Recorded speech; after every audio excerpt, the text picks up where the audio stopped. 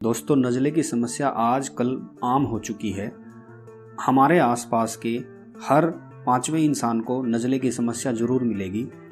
नज़ला जब किसी इंसान को होता है तो उस इंसान का छींक छींक करके बुरा हाल हो जाता है। कई बार तो एक बार में 50-50, 100-100 छींकें आ जाती हैं और इंसान बहुत बुरी तरीके से परेशान हो जाता है।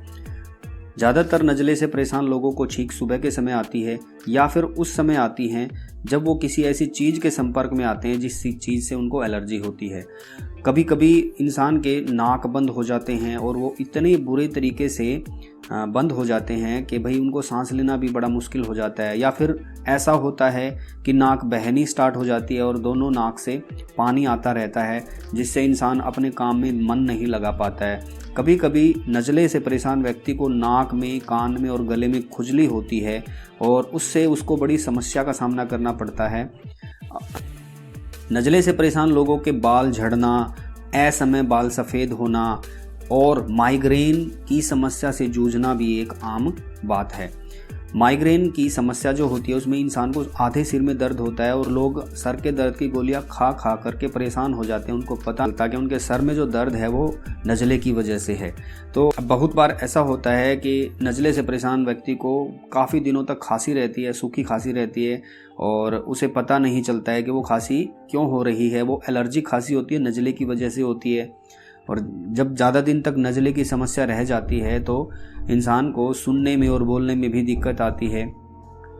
जब नज़ला होता है तो इंसान का शरीर टूटा टूटा रहता है, आलस बना रहता है। तो ये सारे लक्षण हैं एक नज़ले से परेशान व्यक्ति के। आइए चलिए बात करते हैं कि क्या कारण होते हैं नज़ला होने के। सबसे पहला कारण एलर्जी। बहुत सारे लोगों को नज़ला सिर्फ इसीलिए होता है कि वो कुछ चीज़ों से एलर्जिक होते हैं। जैसे कुछ लोगों को ठंड से एलर्जी होती है, कुछ लोगों को धूल मिट्टी से एलर्जी होती है, कुछ लोगों को कुछ स्पेसिफिक खाने पीने की चीज़ों से एलर्जी होती है, जिनको खाने से उनको नज़ले की समस्या हो जाती है और वो समझ नहीं पाते हैं उनको क्यों हुआ है ऐसा। कुछ लोगों को गर्म सर्द होने की वजह से नज़ला होता है, कुछ लोगों को ज़्यादा ह्यूमिडिटी की वजह से नज़ला हो जाता है और कुछ लोगों की नाक की हड्डी बढ़ जाने से नज़ला हो जाता है।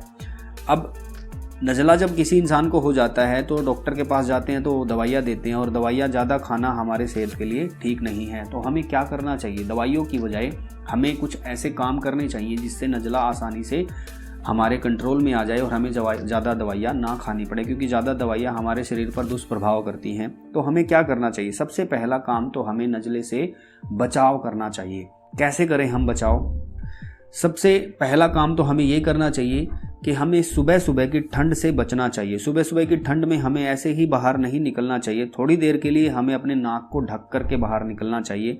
जब आप बाहर के एटमॉस्फेयर के आदी हो जाओ तो आप अपने नाक को अनकवर कर सकते हो।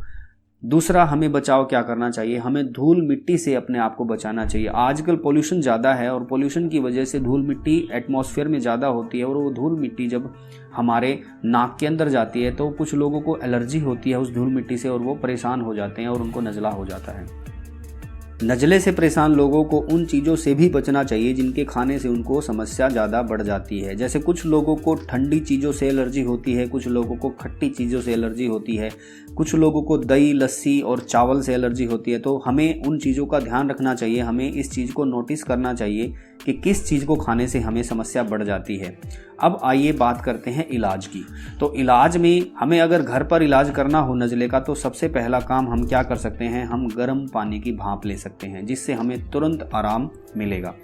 दूसरा काम हमें क्या करना चाहिए? हमें डेली योगा और प्राणायाम करना चाहिए। हमें अनुलोम विलोम और कपालभाति अवश्य करने चाहिए, क्योंकि उनके करने से ये समस्या जड़ से ख़त्म हो जाती है।